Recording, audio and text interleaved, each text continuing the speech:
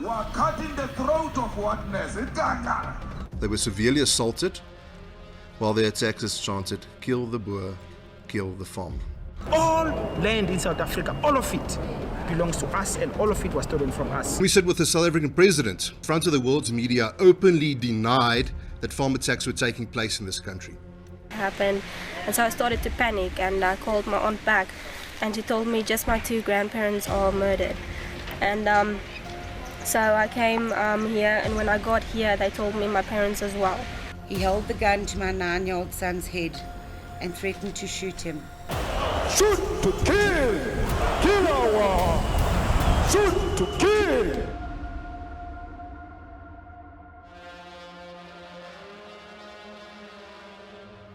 You don't just do stuff like this. You can't just go to someone's farm and just start shooting them and taking their stuff and all. You don't do stuff like this. They were very, very good people. He repeatedly threatened to shoot my eldest son's feet off and ordered him to rape me. White man! All of you! You must die! Now, why would you do this? And then what is the purpose of doing this? Do you enjoy doing this, or do you just feel like you wanted to do it? I would just ask why. He forced me to my bedroom and raped me there. He then brought my 13-year-old daughter to the bedroom, undressed her, and attempted to rape her. The taking of land from the indigenous people of this country was the original sin. Many of these attacks do seem to be racially or politically motivated.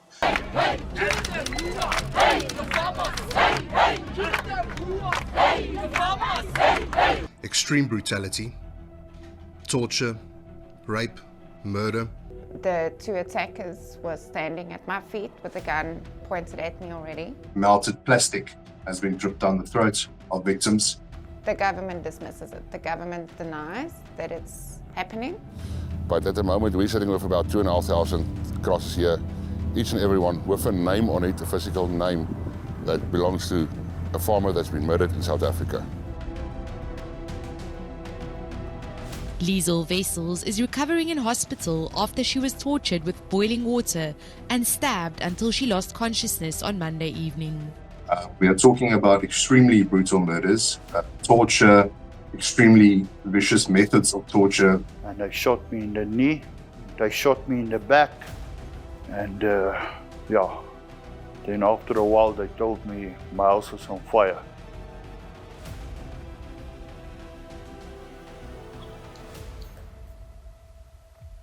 So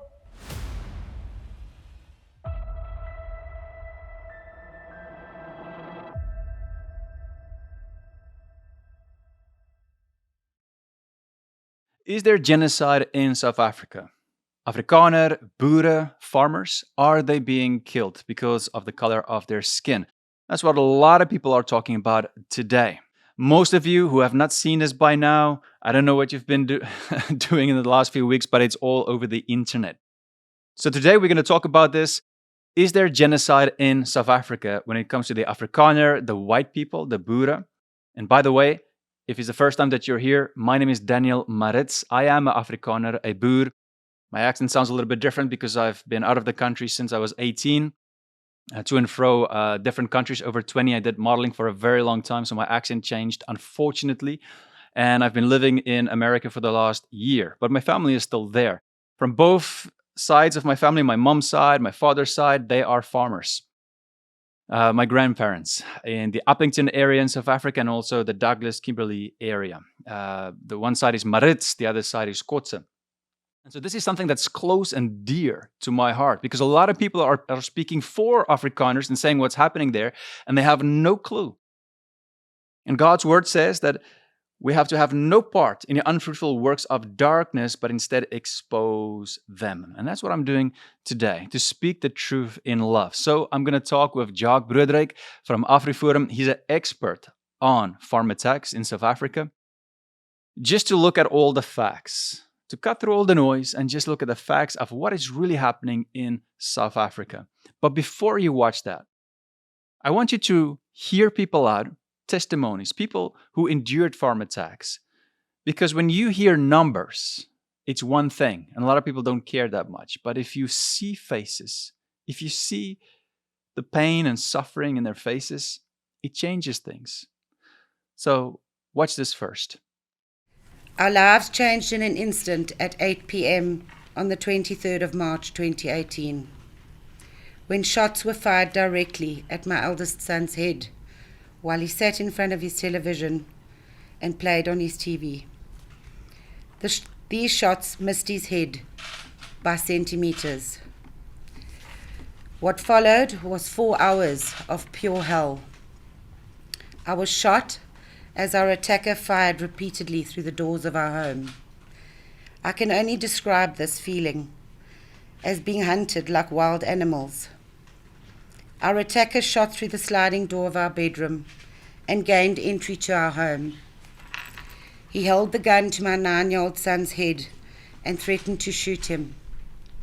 I told my little one to be quiet, as this man would kill us. All I saw was silent tears rolling down his little cheeks for the next 4 hours. He tied us all up with fencing wire, so tight that our hands lost all their circulation. He shouted at my children that he was there to kill their father and that he would chop them up, that he would chop him up in front of them. An emotional torture and the level of anger that my children endured was persistent and undescribable that night. He repeatedly threatened to shoot my eldest son's feet off and ordered him to rape me. All we could do was beg him not to. He then told my children, aged 15, 13, and 9, that he was going to rape me in front of them. Again, all I could do was beg and plead with them not to expose them to this. He forced me to my bedroom and raped me there. There was blood everywhere, as I had already been shot. I could do nothing, as my hands were tied with wire behind my back. He then brought my 13-year-old daughter to the bedroom, undressed her, and attempted to rape her. Again, all I could do was beg for mercy. So instead, he forced my beautiful, innocent daughter to watch as he raped me. I cannot describe the anger this man displayed towards us, and I knew that if my children had any chance of survival, I had to get this man away from them and from the farm. You don't care about yourself. You just don't want your children to die. I gave him my bank cards and my PIN number and persuaded him to let me drive him to town. He tied me up in my car and locked me in. When he returned from the bank, I pleaded with him to let me go, as I had started to go into shock from blood loss and needed to get to a hospital or I would die. Finally, at 12:04 p.m., he agreed. My brave and petrified children had managed to phone a neighbor for help. For us as parents, the saddest part of this is that we can never give our children their innocence back. The children and I will never be able to live on the farm again. The trauma we experienced was far too great. We were attacked. I was shot through the back, and my wife, unfortunately, was killed. I want to say to each South African today that if you go and sit and have a meal, please be thankful to the farmers. You never get used to cleaning up crime scenes, especially for murders. You don't get used to it. The torture that we find have been done on these farm murders are unbelievable. We found pieces of nails being pulled out. We found hands being removed from bodies. We found people raped, brutally murdered, babies, children, the farmers trying to protect their families, and there's just no stopping. The farm murders are brutal.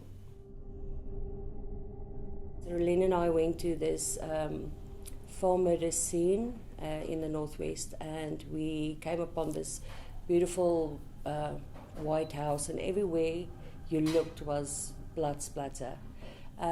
Since from where you walked in, there was blood against the curtains, the walls, the paintings, the floor, and you could see where two babies were murdered in the bathroom. So they were definitely attacked while giving the babies a bath. One of them actually survived and crawled all the way from the bathroom. He was about 2 years old.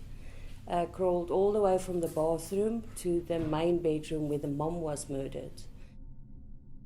She was dragged to the bedroom, raped and killed, and then the one baby was murdered in the bath and the other one got out and crawled, and he died there by her side. That was a very terrible one.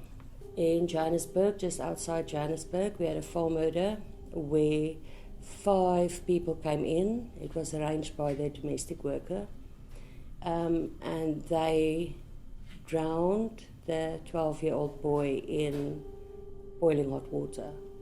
So we had to remove the skin from the bath as it was peeling off him in the hot water. That was a terrible scene. This used to be their home, but the remaining members of the Wessels family aren't sure if they'll ever return to Bonnievale.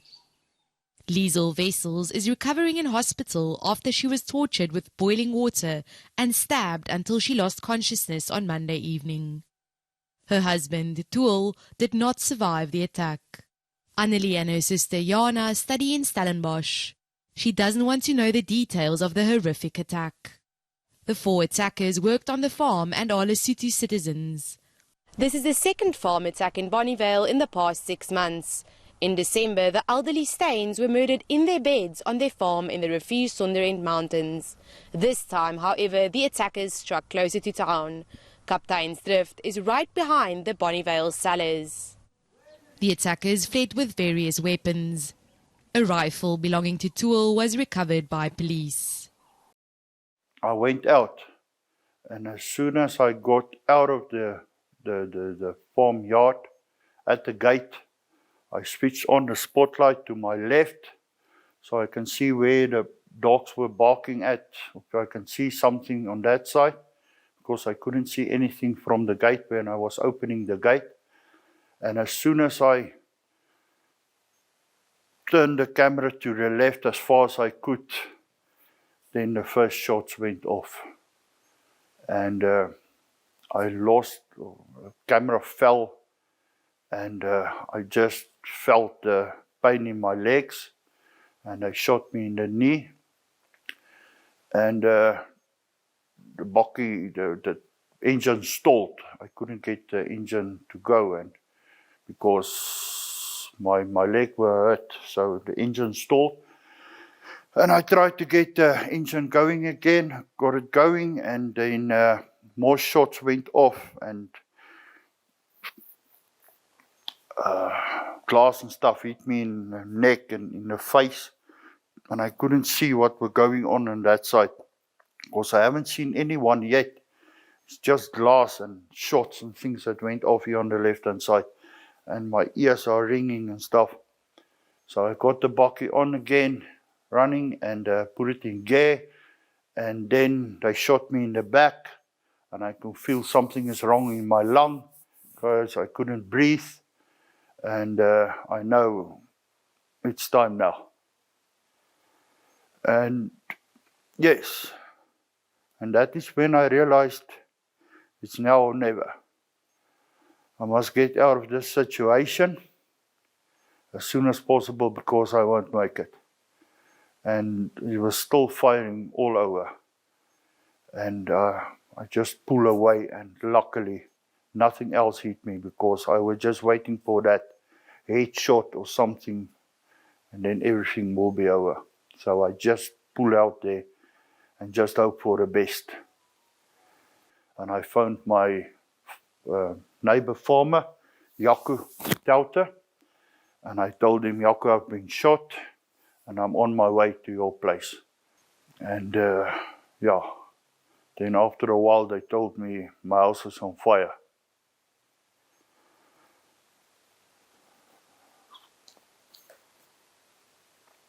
So yeah,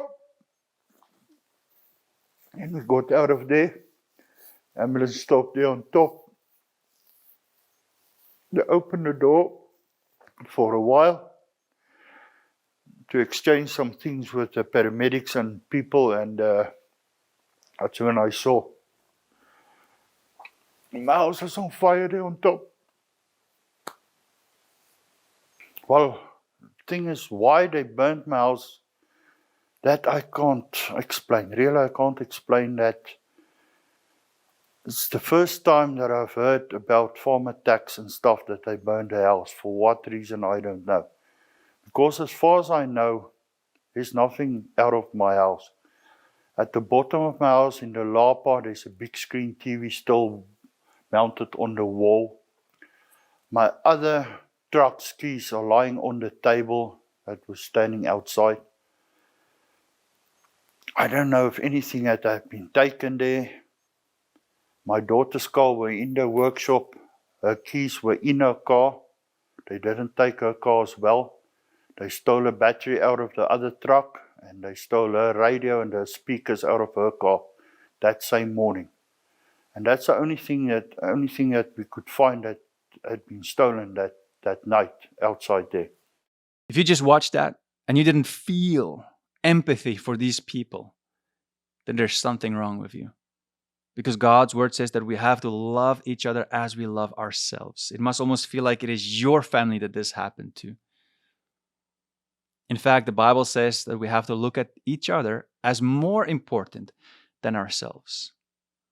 And so that is why when we're going to talk about all the facts, when you hear numbers, don't just think about numbers. Think about people. Even the number 1 or 2 or 3 or 4. Oh, it's just 20 people that's been killed. Oh, 40 people has been killed. These are people. One person is one person too many. So I'm going to bring in Jacques Broodryk from AfriForum to discuss this in more detail. Jacques Broodryk, welkom bij DLM Lifestyle. I'm greeting you in Afrikaans, but so glad you can make the time to join us today. Daniel, bye donkey. Thank you very much for the invitation. All right. Well, let's jump right into this because I've got a bunch of questions here that some of my subscribers asked. The world is just on fire right now when it comes to the Afrikaners, the farm murders, and let's just bring some facts to this whole discussion. And I know you're an expert on this, so let's start with the first one. How many farm attacks are there per year?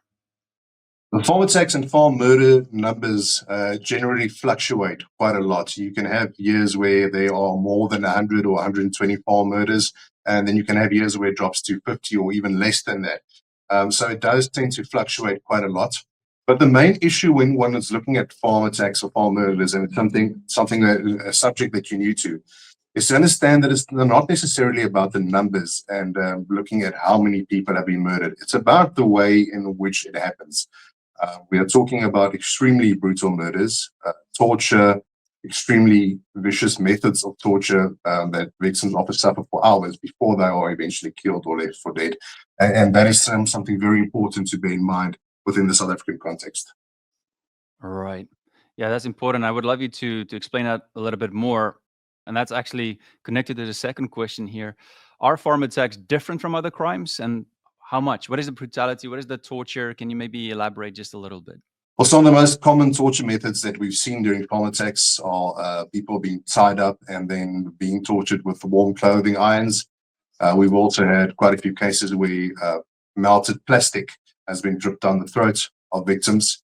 Then there have been cases like Nikki Simpson, for instance, who was tied up and then tortured with an electric drill, holes were literally drilled through her feet and through her hands with an electric drill by her attackers.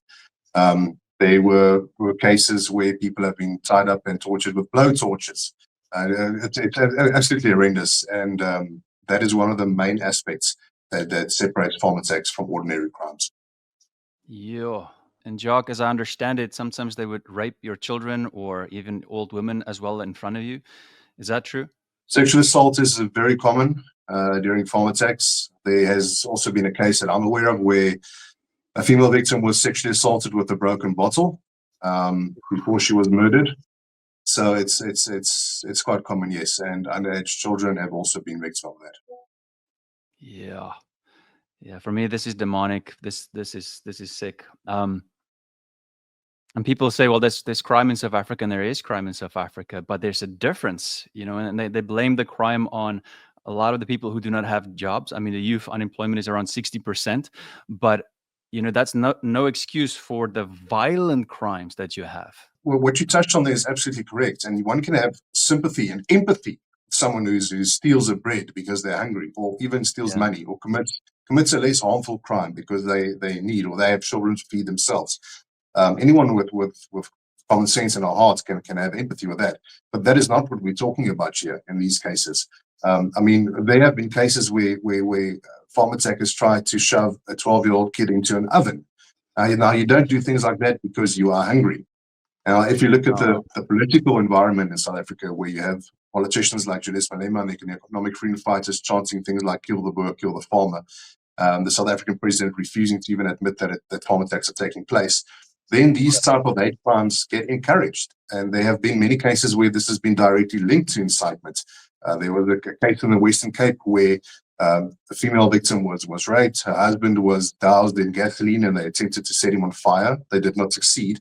But a few weeks before that attack, "Kill the boer, kill the farmer," and "Viva EFF" was written on their farmhouse door. Then were cases like Amanda Platt, for instance, and her husband who were attacked outside Pietermaritzburg, where the attackers literally shouted "kill the boer, kill the farmer" before they started stabbing her. So there have been many attacks where it's become very clear to the fore that there's more behind this than just regular crime. Right. Whew. Okay. Yeah, that connects with some of the other questions here. But let me just scan here very quickly. This question here: how many farmers died from farm attacks? Black and white, and what's the difference between normal crime and farm murders? We talked a little bit about that, but if we look at the number of farm attacks and the number of people who actually died, maybe you can just explain a little bit more, because I think a lot of the international people, the news as well, they don't understand the full context of South Africa and the number of farmers there are in South Africa. So maybe you can just share a little bit on that. Sure, and I think this is where it becomes very complicated and often gets misstrued. So if you look at the number of commercial farmers in South Africa, that's estimated to be around 30,000, I think, at the moment.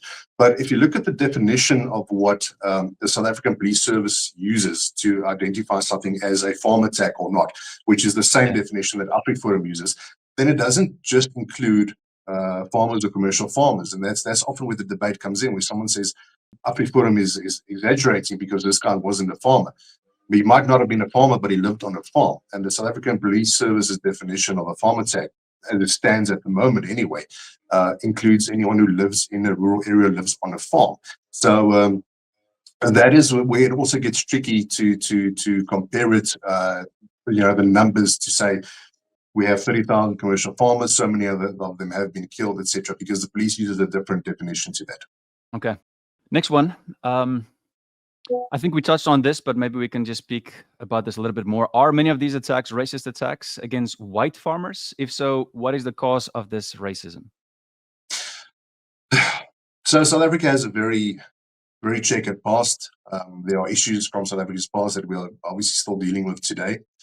But if we have to be brutally honest, then yes, many of these attacks do seem to be racially or politically motivated. You can't say that about every attack, and also you have to bear in mind that an attack could possibly have more than one motivation. A guy could be looking to steal money or firearms or valuables, but he could decide that he's going to target a specific farmer because he also happens not to like a certain race of people. That is also a reality. That being said, we have to admit that crime is a serious problem in South Africa, and it's not just white people who suffer from it. Crime does not differentiate between skin color. But when you look at farm attacks, especially against white farmers, there does seem to be this pattern of horrendous, absolute overkill. Yeah.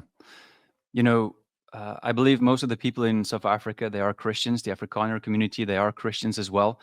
And we believe in God's word, right? And God's word, he says that he has no partiality. He loves everybody the same. And so he doesn't look at skin color. He looks at our integrity, our character, right? He discerns the thoughts and intentions of the heart. And so most of the farmers are exactly the same way in people in South Africa. But there seems to be a group that hates the Afrikaners as well. And there are black farmers that's being killed as well. That is true. We do know that. But it looks like the news right now is not separating the facts. They just say, yeah, there's crime and there's black farmers as well. But it seems like nobody wants to admit that, yes, there are white farmers that specifically killed because they are white. And that brings us to one of the questions here as well about the songs that's being sang in South Africa right now about kill the farmer, kill the boer. And it seems like the Afrikaner community, it is the only community that they sing this song about. Is that true? Yes, that's absolutely correct. There's no other normal crime in South Africa that is celebrated and romanticized through song and dance. No one sings kill the woman, kill the children. No one sings go and rob the cash and transit van. No one says, sexually assault women. People don't sing about things like that. It would immediately be condemned. But for some reason, it's acceptable to say that about Afrikaners and Boere. Yeah. I can just think, if you're a little girl, 5, 6 years old, growing up in a farm, and you see these massive stadiums of people singing about killing you, and you ask your dad, Daddy, why are they singing about killing me? And growing up in this world where it feels like, you don't quite fit in and people hate you for some reason and you've got nothing to do with it. Me personally, I grew up post-apartheid, right? My family was never racist. I never saw that. I never experienced that. But yet we grew up in this time where there's a lot of good people in South Africa as well. Black, white, all colors, right? But there's a certain group, and I think it comes from these politicians that is trying to brainwash people, and they just want to stay in power, and they blame everything on white people in apartheid. And that's why we have these farm killings where people are saying Viva Malema and writing those things on the walls. No, I'd like to add to that, if you don't mind. What you touched on now is absolutely correct. So the African National Congress government has failed this country and the citizens of this country dismally in the last 3 decades. They are concerned about enriching themselves and enriching their cronies and putting party before country. And people are fed up with that. So what do they have to do? They need to find a scapegoat. And it's very easy to blame a minority group for all your failures. It's much easier than to admit to them or to actually do something about it. And it seems like it's slowly being exposed, but now it's like they're doubling down and they blame everything on apartheid. Land expropriation without compensation, they focus all their attention on these things. Well, they don't want people to clearly see that a whole infrastructure is basically broken, that they're corrupt, that everything is failing in South Africa, that other countries are struggling to invest because of the crime and corruption. I mean, it's been how long? Over 34 years? Yeah. 31 years since 1994, but 1990. And then everything went downhill. And I did some research and I realized, since apartheid, the crime is just, it's insane when you compare it to the rest of the world. There's over 700,000 murders since apartheid, which is far more than apartheid and even all the other periods in South Africa combined, the Boer War and all the other wars, and people don't realize it. I mean, even if we look at the house break-ins, it's over 2 million a year. The last reports was in 2020 or 2023, it was around 27,000 murders in South Africa. And they're not doing anything about this. They had over 34 years to do something about it, right? Yeah, well, one of the leading causes for that is the fact that the South African police service is absolutely dysfunctional. Now, that being said, I'm not taking anything away from the hard-working cops on ground level that we still have in this country, and we still have them. And utmost respect for those guys. But they can't make a police service function that has been corrupted from the top down. And this is all forms part of, it's the result of the African National Congress's cadre deployment policy, where they would rather deploy an ANC loyalist into a senior position in a government department or in the police service or wherever, rather than appointing a competent person, rather than getting a police officer who's worked himself up through the ranks, shown that he's able and capable, and promote him up until the highest levels. They simply shove party loyalists in there. It's very similar to Soviet Russia, and that is one of the major problems that we face. Yeah. A lot of people don't know that, the ANC, they have Soviet connections, so that's how they started. But that may be a video for another time. I just want to say, Jacques, this is personal for us, because if we did not experience crime, a friend or a family member did. Me personally, my brother was killed in Johannesburg when I was 13. I lost 2 brothers in South Africa. They broke into our house twice. They stole the car, stole everything. So most people are suffering in South Africa. But you have to ask the question at some point in time, why is the government not doing anything about it? You have to ask that. People are suffering. This is not just something little we're talking about. People are dying. This is like almost a war that's going on. 700,000 people since apartheid. And so this is why I'm talking about this from a Christian perspective as well, because the Word of God says that we should have no part in the unfruitful works of darkness, but instead expose them. And you can't have righteous anger against sin. God hates sin. So everything that's happening in South Africa, God hates it. And I believe people should stand up more, speak the truth in love, and fight this. So no, let me just add there. First Sure. of all, I'm sorry to hear about your loss. It's not fun losing family members to violence. It's not something that I wish upon anybody. But I think we are past the point where we can ask government questions and demand service from government. They have shown their true colors now for 30 years plus. We are at a stage now where we need to find solutions. And that is what AfriForum focuses on. And that's what we can get into a bit later as well. Okay. Yeah, it's important to talk about this, not just about the darkness, but all right, okay, how are we going to bring more light into this, and how are we going to solve all of these issues that we have?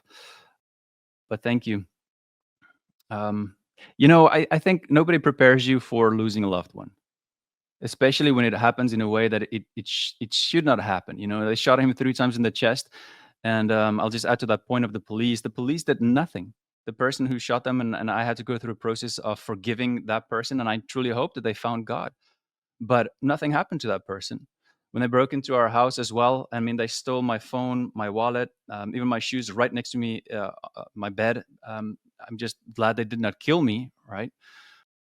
My 2 brothers was in the house as well. I lived alone with my 2 brothers since I was 16 in Pretoria. So we worked really hard for where we are now. But now that I'm here in America, I've been here for a year, and I've been traveling internationally doing modeling for 20 years before I restarted YouTube full time. Every time I came back to South Africa, I could just see how everything is just getting worse and worse and worse. And I think people forget it's like a frog. And I've heard this on many platforms as well, that's being boiled slowly, but it is true. And I saw it every time I came back, because I stayed in countries for 3 to 6 months at a time. And I come back, and then again, I have that feeling of when I'm walking anywhere in the street, I need to watch where I am, where are people, just to be on the safe side so nobody attacks me. When you drive in a car, of course, all the windows need to be up. When it's 10 o'clock at night, you just keep red lights, you don't even stop. So this is a continual way of living for South Africans, for all colors. That's not normal. And yet we've become normal to this. And now here in America, I walk around, it's safe, it's clean. There's none of that.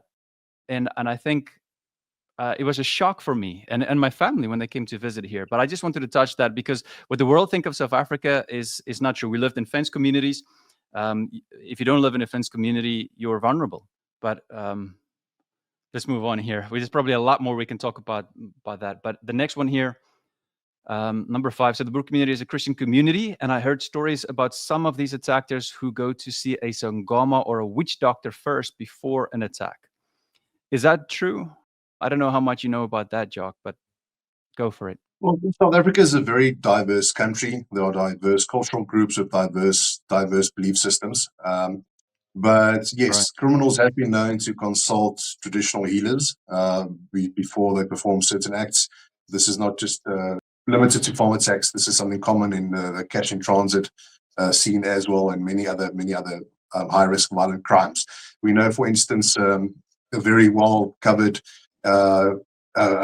Example of this was the incident at Marikana, where miners were striking and they actually murdered police officers and security guards, cut out their tongues and took those body parts to traditional healers to create what they call muti, which is medicine, which they then partook in with the belief that it would make them bulletproof. And unfortunately for them, that did not work because a number of them were gunned down by police officers when they tried to storm them. I believe the thing that people miss, because they talk about racism all the time, is that this is not a war that's fleshly, right?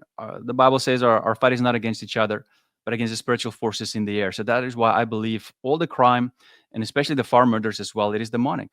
Jacques, let me just ask you very quickly about this, your thoughts on this, because now the media is full of what Trump just did at the White House when, of course, South Africa's president, not Ramaphosa, but Ramaphosa, went there, and they showed basically the world what's going on with the farm attacks. And now everybody is saying, of course, it's not genocide. Maybe you can just share your thoughts on this. Yeah, so the genocide topic is an interesting thing, and I'm glad you brought it up. Okay. So if you look at the US's own legal definition of genocide, I've actually got it. I can literally read it to you. As defined in blah blah blah blah, is the intentional destruction of the national, ethnic, racial, or religious group in whole or in substantial part. This includes killing members of the group, causing them serious bodily harm, mental harm, etc., etc. So if you look at it from a US legal perspective, then I can surely see how people can interpret this as genocide. But the problem is we've come down to a game of semantics now. And while mainstream media is focusing on whether this is a genocide or not, they're absolutely shifting the focus away from people who have really been tortured, been murdered, been sexually assaulted on their farms. These are real people we talk about, people I know, many, unfortunately. People who have lost mothers and fathers and brothers, like you yourself would understand. So that is where the sickening part of this argument comes in. You know, if someone looks at the Rwandan genocide, no one would tell someone from Rwanda, yeah, but listen, only 500 to 800,000 people were killed in your country. You know, if you compare it to the Holocaust, 6 million, you know, you don't really have anything to complain about. And that's exactly what they're doing in this case. I don't care if it's 2 people or if it's 100,000. It's too much. And that is what people lose sight of. It's become this really sickening game of numbers, and forgetting that there are actual people, living people, and now deceased and murdered people who are involved in this. Yeah, you're right. And just so people know, South Africa, according to the numbers, we're at 60 million, or roughly there, right? And the Afrikaner population, Jacques, correct me if I'm wrong, but that's around 7%. And so the farmers are a lot less. So you can imagine, you know, those numbers, even though small compared to a big country like America, like you said, even one murder is not right. I mean, do they even hear themselves when they say that? Well, it's just X amount of people who died, or X amount. People are dying, and it's been consistently happening even since before the ANC took power. And it just continued. And I think that's the key thing that people are missing here, that it never stopped. No, I think you're absolutely correct. And I can use another example. No one's going to be debating whether Jack the Ripper was actually a mass murderer or not, because what defines a mass murderer? The fact is, he killed innocent people viciously and in horrible ways. And that's where the focus of this issue should be. Obviously, that and the solutions that we can find to stop this. And that's something that AfriForum is very focused on. We have safety structures that we've set up across the country. We have 177 of them currently, with roughly 10,000 trained volunteers. And these are volunteers in rural and urban areas who play an active role in securing their own areas, their own neighborhoods, and their own communities, because unfortunately the South African government has absolutely failed in that regard. So do you think if you guys did not do that, if there weren't these communities that suddenly started to say, hey, we need to do something, and they're holding hands and they're fighting back, if that did not happen, do you think the farm murders would be a lot more? Yes, I'm convinced that it would be more. The problem is that as we are building solutions, the problem is also growing. So our challenge is to outbuild the growing problems and threats with our solutions. But I'm sure if it wasn't for the work that we've been doing, and many other people have been doing, then farm murders and crime in general in South Africa would have been a lot worse. Next one, apart from attacking people, how much damage do farmers experience because of cattle theft and those type of things? Yeah, it's an extreme challenge. Cattle theft is absolutely getting out of hand in South Africa, especially in the border areas where they steal large amounts of cattle, sheep, goats, and then just rush them across the borders into Lesotho or Zimbabwe or Eswatini. What often happens is then they get rebranded in those countries and then smuggled back into South Africa at a different location from that country, because if you look at a map, you'll see that countries like Lesotho and Eswatini are absolutely landlocked by South Africa. So it really throws the police off these guys' trails. And we've gotten to a point where many farmers simply don't even report livestock theft anymore. It's just become so common. But the way that some of this is done is also extremely brutal.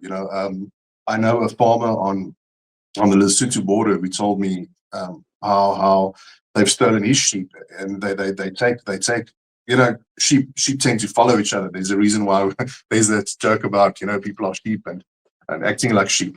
But sheep do follow each other. So they'll take a sheep and they will poke out its eyes with a sharp object and put a rope around its neck and then just lead it away from the rest of the herd towards the border, and the rest of the herd will just follow them. And when they get to the border and or the river or whatever signifies that border area, they rush the herd across, and they just kill the one that they blinded and just leave it right there. So it's a very big problem. Another thing that we've seen that's been increasing is arson. Arson has become a very big problem. People are trying to burn down farms. And often what happens is farmers will notice that there's a fire on their farm. They will respond to it and try and fight the fire. And then they get ambushed, and then they get shot at, or they get attacked. And the fire was actually just a decoy. Yeah, it's very sad. Most of my subscribers don't know, but from my mother's side, my father's side, both of them come from farmers, Uppington, Kimberley area. And my father was a preacher. And at the end of his life, before he passed away from multiple myeloma, he was in the Free State in a small place called Koppies, Close Vereniging. And he worked with a lot of farmers, of course, who had it really tough. And I heard many of these stories as well from their lips as well, of how they struggled, how theft was a problem. One of them was shot as well on his farm. He lived through it. He went on his knees and just said, "Father, forgive them, for they do not know what they're doing." And it's tough for farmers. A lot of people just think farmers are rich, but actually most of them are in debt if they have a bad year with crop, or their cattle is being stolen all the time, or the sheep. They have it tough. They're in debt. Yes, it's a very big misconception about the idea that if you own land, you are somehow wealthy. And well, you might be. But that's where the difference between owning a piece of land and having a cash flow comes in. And that's something that people often don't understand. And it's something that we have to discuss. We need to talk about all these things because from what I understand as well, the number of farmers, of Boere in South Africa, it dropped dramatically since apartheid, right? Now there's only 30,000, and they need to supply the food for South Africa. And so if they keep on struggling, people need to ask themselves, okay, why? Why is the government not doing anything about this? Why is food prices going up? Why are we struggling? Why are we not getting ahead? These are all questions that we need to discuss in truth.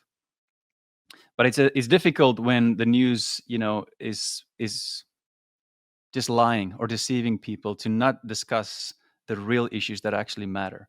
Why do you think the government is lying about this, and even the media? The South African government, I think, find themselves in a bit of a tight spot. They have been the darling of the world for a very long time. During apartheid, they were the victims, and they came out of a place where they were uplifted and praised by the international community, and that's kind of stuck with them. I like to compare it to a spoiled child. If you keep on telling your child how wonderful they are, but never reprimand them when they do something wrong, they are going to start having illusions of grandeur. And I think that's exactly what happened to the African National Congress government. And reality is not crashing in on them. The world is eventually waking up and seeing that these guys are not the poster boys that they've pretended to be. They do not care about things like democracy and good governments and clean governments. They are corrupt, and they are the biggest organized criminal network in the country. So the reason why media is some of the like we would like to call the mainstream media, I think, is ignoring the issues or trying to spin it in other ways, is because there are obviously financial incentives in the industry and any business. And I think there's a price point where anyone starts to get instructions from the people who own those companies or those media houses. I think that's a fact. You know, I used to be a journalist. It was like a lifetime ago. And I know that there were some stories where editors would say, no, we can't frame it this way. And it was never explicitly said, but you understood that there was someone higher up and higher up and higher up who would not like it to be said that way. So I think that's the reality of the show. And that's why independent journalism and shows such as yours, podcasts and things, are busy absolutely becoming the norm. You know, people have lost faith in the traditional media's systems, and this is the future of mass communication. Right. So, Jacques, what do you see happening in the future? How do you think, you know, we should still move forward and try to prevent this from happening? What can be done for people inside South Africa and outside South Africa? Well, let me start off with people inside South Africa should stop holding back when they speak about these problems. Unfortunately, we have a system where there's a lot of political pressure, and there's cancel culture and all kinds of things like that when you speak up about certain issues. We've recently seen that in the South African media, where an anonymous ex-user was exposed by an investigative journalist for posting things that he did not agree with. So there's concern about that, but we also saw the tremendous support that came out after that, where people said, enough is enough. We need to start speaking the truth. And then also in South Africa, people need to start getting involved with their local safety structures. They need to start getting involved in their communities and not hide behind their fences and their walls. Obviously, we need those, but you have to get involved. And then from the international community side, Daniel, I'd really urge people to please spread the word, speak up, share videos like these, find out what's really going on, and help create awareness about this. You know, one of the big reasons that apartheid came to an end was because of the pressure applied by the international community, and that was right, because apartheid was not right. So we need to see that same level of commitment from the international community that we saw back then. You know, wrong is wrong, and people should stick to their consciousness and not be indoctrinated or scared in by media and one-sided arguments. Yeah, I fully agree. Jacques, thank you so much for the time. I know you're a busy man. I appreciate it. Baie dankie. Daniel, baie dankie vir jou en besig seën. Thank you very much. All right. Thanks, guys. Remember, before you go, life is short, so do not waste yours. Cheers, guys.